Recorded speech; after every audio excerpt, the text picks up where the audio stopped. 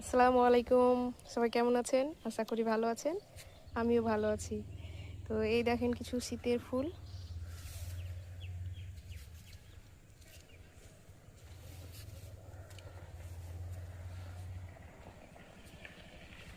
আর এই গাছটা অনেকেই হয়তো চিনেন। শীতে পাতাগুলো লাল হয়ে যায়। শীতের পর আবার সব পাতাগুলো সবুজ হয়ে যায়। অনেক কটা গোলাপ ফুটেছে।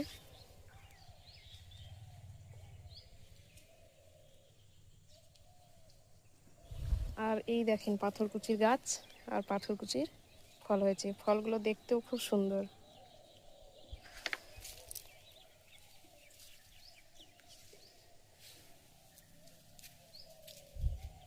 আর এর মধ্যে আমার ভাই একটা ফল ছিঁড়ে শেষ করে দিল। কি করতে হয় এখন একে?